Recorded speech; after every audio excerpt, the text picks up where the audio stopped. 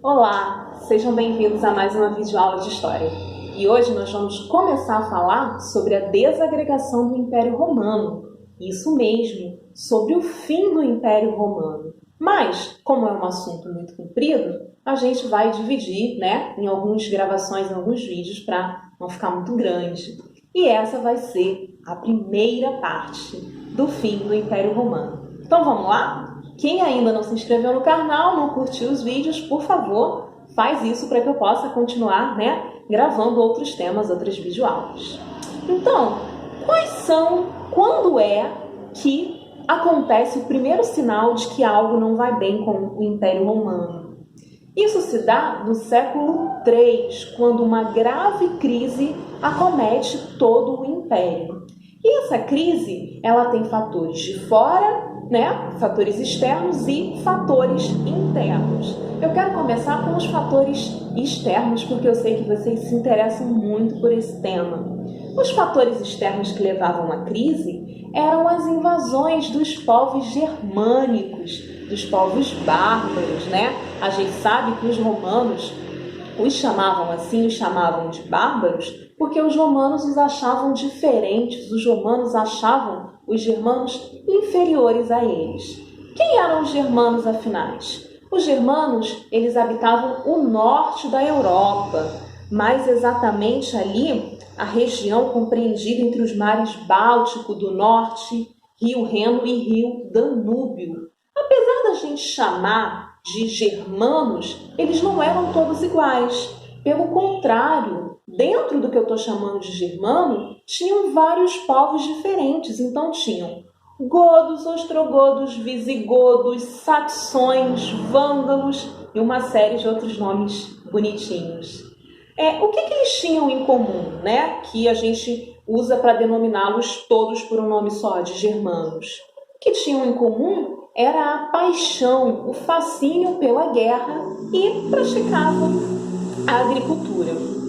Os germanos, eles tiveram contatos muito diversos com os romanos. Então, eles tinham contatos bem amistosos, Alguns germanos chegaram a ser chefes, a ser comandantes dos exércitos romanos. Mas em alguns momentos, eles entravam em guerra. Então, essa relação entre germanos e romanos, ela era muito complicada. Tanto que no século III, as invasões germânicas aumentaram muito, ao ponto de causar uma séria crise no Império Romano. Os germanos, uma coisa muito interessante sobre eles, é que eles eram fascinados pela guerra, como eu já falei. Então, eles aprendiam a lutar desde muito pequenos. E quando um guerreiro ele perdia um duelo, ele perdia uma guerra, esse mesmo guerreiro ele tinha duas opções. Ou ele tirava a própria vida, porque a vergonha era muito grande, ou ele se escondia na floresta e esperava uma segunda oportunidade de lutar e vencer e demonstrar toda a sua bravura. Os germanos, eles não tinham leis escritas. As leis eram baseadas nos costumes. Quando a gente tem leis baseadas nos costumes, a gente chama isso de direito consuetudinário. Vocês conhecem algum exemplo de direito consuetudinário na nossa sociedade? Tem um que eu tenho certeza que vocês conhecem.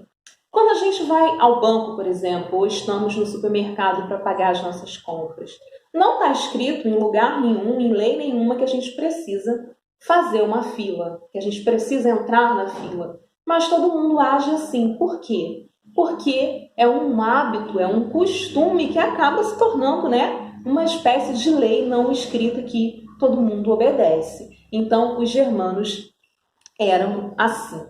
Agora, vamos voltar para os fatores internos da crise do Império Romano? Pois bem, a gente sabe que o Império Romano ele alcançou proporções assim muito grandiosas. E para tomar conta desse território tão imenso que era o Império Romano, era necessário ter muito dinheiro, ter muitos soldados. Então, os gastos do Império Romano estavam ficando cada vez maiores. E como é que as autoridades resolviam esse problema de terem tantos gastos?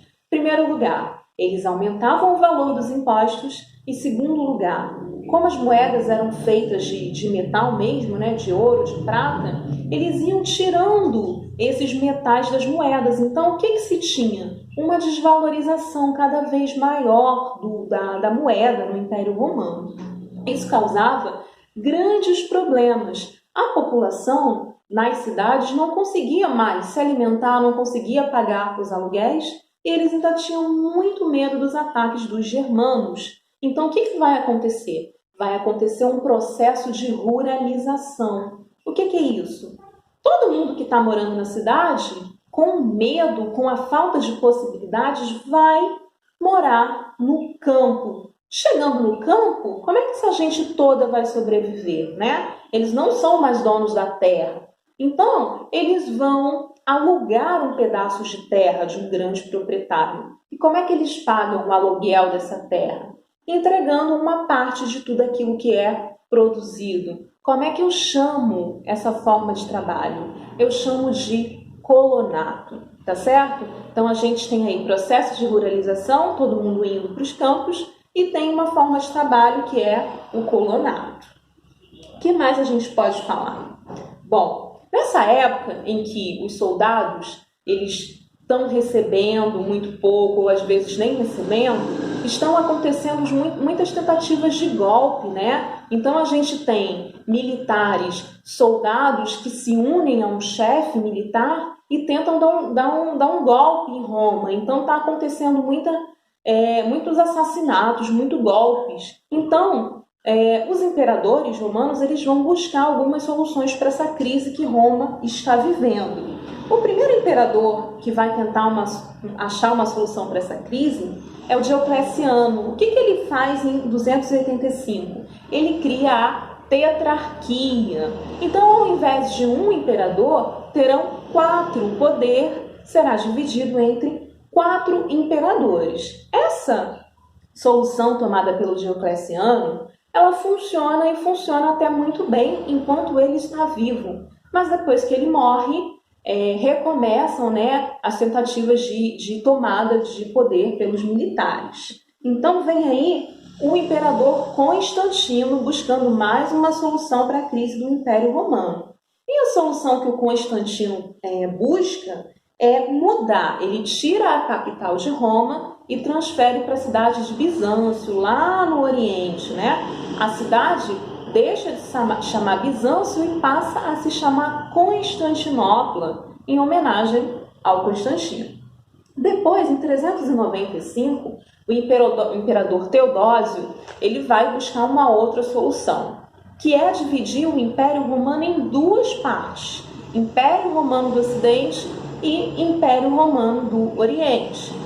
Um com capital em Roma e o outro com capital em Constantinopla. O que vai acontecer, gente? Como eu estava falando para vocês, esse é um momento de crise que afeta principalmente as pessoas mais pobres. Elas não estão conseguindo se alimentar, não conseguem pagar seus aluguéis, não conseguem sobreviver. Então, elas vão buscar apoio, elas vão buscar refúgio na religião chamada cristianismo. Como a gente sabe, durante muito tempo, o cristianismo ele foi perseguido pelos romanos. O principal profeta do cristianismo, Jesus Cristo, a gente sabe que ele foi morto e crucificado pelos romanos. Mas nesse momento de muita dor, de muito desespero, o cristianismo ele vai se espalhar ali pelas cidades do Mediterrâneo. Então, muita gente no Império Romano vai se tornar cristã e eles são perseguidos, né? A gente já viu que os cristãos eram jogados às feras, eles tinham suas igrejas destruídas e, enfim, uma série de outras atrocidades. Mas o imperador Constantino, em 313, ele vai tomar uma decisão muito importante. Ele vai perceber que, ao invés de ficar perseguindo os cristãos, é melhor para o Império Romano dar liberdade de culto aos cristãos. Então, no ano de 313, o Constantino assina um documento chamado Édito de Milão. E esse documento dá liberdade de culto aos cristãos. Então, eles não precisam mais fazer suas orações escondido, seus cultos escondidos. Agora, o cristianismo é livre no Império Romano. No fim da sua vida, o Constantino resolve se batizar, ele se converte ao cristianismo. E logo em seguida, o imperador Teodósio, logo em seguida não, no ano de 380, o imperador Teodósio, ele torna o cristianismo a religião oficial do Império Romano. Então, antes o cristianismo era perseguido, agora ele vira a única religião oficial do Império Romano. Então, o Império Romano passa a ser o Império Romano Cristão. Galera, vou ficando por aqui. Espero que vocês tenham curtido. Essa foi a primeira parte da desagregação do Império Romano. A gente continua na semana que vem com a segunda parte e eu espero que todo mundo assista, tá certo? Um beijo!